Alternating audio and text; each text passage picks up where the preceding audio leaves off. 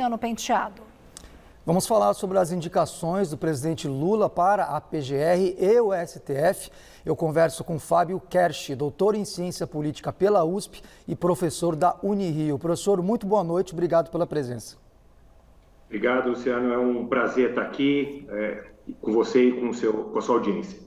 Prazer é nosso. Professor, vou começar pela PGR, né? O presidente Lula já sinalizou que não vai seguir aquela tradicional lista tríplice indicada pela Associação Nacional dos Procuradores da República. Isso vai na contramão do que ele próprio fez nos últimos 2 mandatos dele próprio, né? Ele foi o primeiro presidente que começou essa tradição, né? De escolher um dos 3 indicados dessa lista. Só que ele disse que dessa vez ele não vai seguir. O que o senhor está achando desse momento assim? Não seria um tiro no pé, já que o antecessor, o Bolsonaro, também não seguiu essa lista e foi muito criticado? Olha, Luciano, o que a Constituição diz é que é um direito do presidente indicar entre os membros de carreira, né? E o Senado tem que aprovar, essa é a forma. O presidente Lula, a presidente Dilma e, de alguma maneira, o presidente Temer, que escolheu o segundo da lista, adotou informalmente a lista tríplice. O Bolsonaro rompeu essa iniciativa que começou no governo Lula e o presidente Lula agora, nesse terceiro mandato dele, está dizendo que não vai observar. Assim, não existe um modelo perfeito, Luciano. Sempre toda forma de indicação tem vantagens e desvantagens. A forma de indicação da lista tríplice tem a vantagem que o PGR tem uma autonomia maior em relação ao presidente, mas ele tem uma ligação muito forte com a própria corporação. Então fica um PGR muito corporativo e às vezes excessivamente independente. Não é à toa que a gente viu, por exemplo, a Lava Jato surgiu nesse momento, né?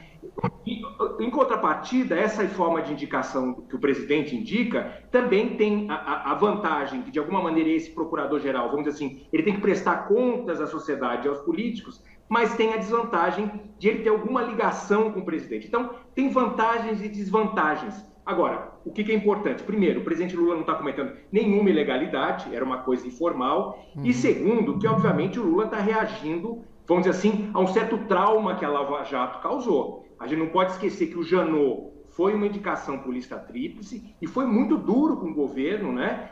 Foi o que sustentou a Lava Jato e todas as consequências para a nossa democracia. Então, eu diria assim, que do ponto de vista racional do presidente, faz sentido ele voltar para a forma tradicional ou a forma prevista na Constituição, né? Tivemos um aprendizado aí, as consequências, infelizmente, não foram tão boas da lista tríplice. Sim. Agora, professor, na lista da Associação Nacional, a gente tem os 3 nomes, né? A Luísa Frischeisen, o Mário Bonsalha e o Nicolau Dino. No entanto, pelo menos nos bastidores do que a gente comenta, o Paulo Gonet, que é o vice-procurador-geral eleitoral, seria, nesse momento, o preferido do próprio Lula, já teria se encontrado com ele e tal.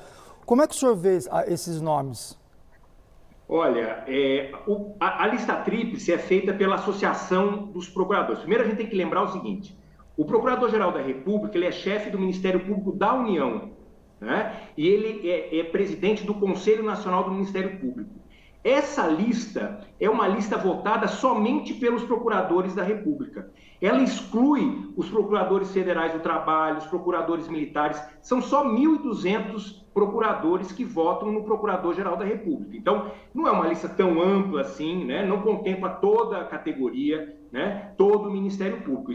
Ela já é parcial. Então, esses 3 nomes, embora tenha sido feita essa votação, tudo indica que o presidente Lula não vai aproveitar essa lista. E os procuradores que fizeram essa lista, eles sabiam disso. É mais um ato simbólico de pressão, mas que tudo indica que não vai fazer efeito na escolha do presidente. O que está se especulando é que nós teríamos 2 nomes na frente aí, né? O Gonet e o Bigonha, que são 2 procuradores da República, que teriam defensores, né? Um seria ministro do Supremo, que estão defendendo o nome de um, e o Bigonha defendido por parte do PT. E o presidente está conversando, né, para fazer indicação para o Senado. Agora, mais do que o nome, é importante a gente saber que precisa de um perfil comprometido em reorganizar o Ministério Público. O Ministério Público Federal, Luciano, foi muito machucado nesses últimos anos, né? A gente teve, vamos dizer assim, o trauma da Lava Jato nos últimos anos,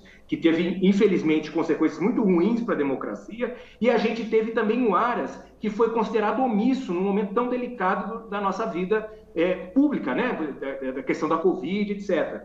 Então, esse novo PGR vai ter um desafio de reestruturar esse Ministério Público Federal, de reorganizar, de redefinir as metas. É o Procurador-Geral da República, talvez o mais importante, porque ele vai precisar reorganizar uma instituição que está, vamos dizer assim, machucada depois dos últimos acontecimentos. Lava Jato, Covid, Janot e Aras. Inclusive, falando do Augusto Aras, que o senhor mencionou, né, ele no discurso de despedida, ele veio dizendo que teria feito um mandato democrático, tentando ali afastar, né, essas críticas muito contundentes de que ele teria sido muito próximo ao Bolsonaro, engavetando várias denúncias que chegavam à PGR. Enfim, ficou marcado, como o senhor falou, como um procurador que, de alguma maneira ou outra, acabou ali com as suas atitudes, não dando continuidade a ações que poderiam comprometer o presidente em exercício.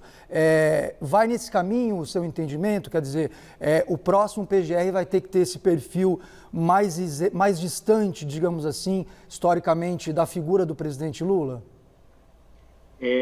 Eu acho, Luciano, para ser realista, que essa forma de indicação e da possibilidade de recondução, porque como é que funciona? O PGR, ele tem um mandato de 2 anos, né? E ele pode ser reconduzido pelo presidente. Essa recondução incentiva que o procurador-geral jogue, vamos dizer assim, muito afinado com aquele que o indica. Então, quando era lista tríplice, o Procurador-Geral da República tentava agradar muito os seus próprios colegas que votavam. Quando é o presidente que escolhe, o PGR tenta, obviamente, agradar aquele presidente que pode reconduzi-lo. O Aras mesmo fez isso. O Aras teve uma atitude durante o mandato do Bolsonaro e quando o presidente Lula assumiu, ele mudou sua postura, né? Vocês devem ter reportado aí na Gazeta, mostrando que ele ficou ao lado do STF, levando o processo adiante contra aqueles que invadiram o Palácio Presidencial, etc., lá em Brasília. Por quê? Porque ele sabia que a única chance de ele ser reconduzido agora seria agradando o presidente Lula. Então, vamos dizer assim, é natural que os procuradores-gerais da República respondam ao seu eleitor. Quando o eleitor são seus próprios colegas, é uma agenda mais corporativa. Quando o eleitor é o próprio presidente, eles se aproximam do presidente. Talvez o que a gente precise discutir uma hora seja para além dessa indicação agora do presidente Lula.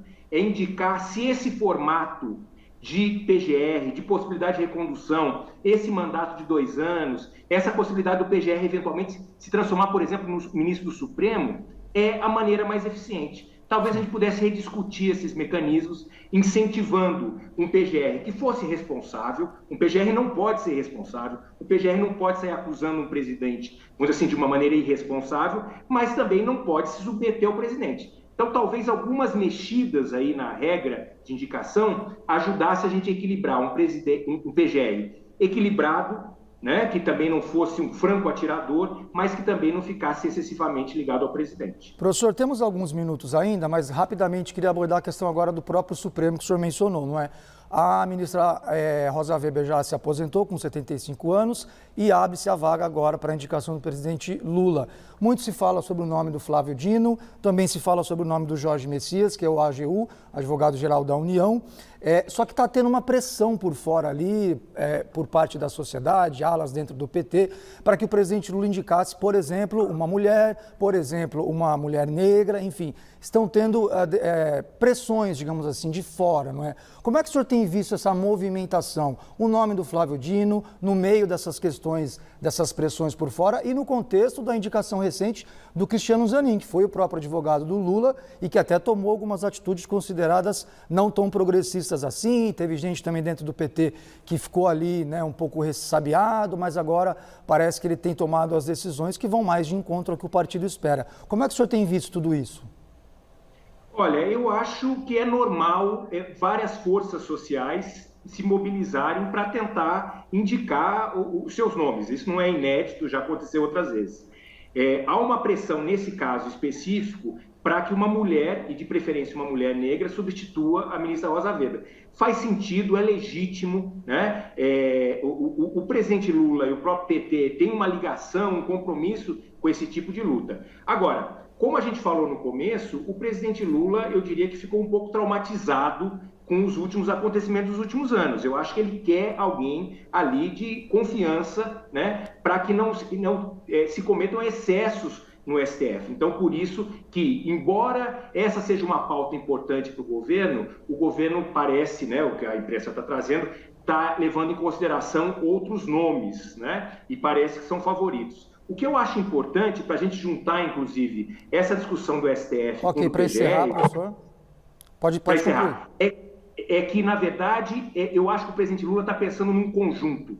Ele vai ter que pensar num pacote PGR, STF e, eventualmente, Ministério da Justiça. Nesse momento, a discussão é de um pacote. Ok, professor. Muito obrigado, viu, pela sua entrevista e até uma próxima. Valeu. Eu que agradeço. Obrigado. Com vocês, Luciana e Laerte.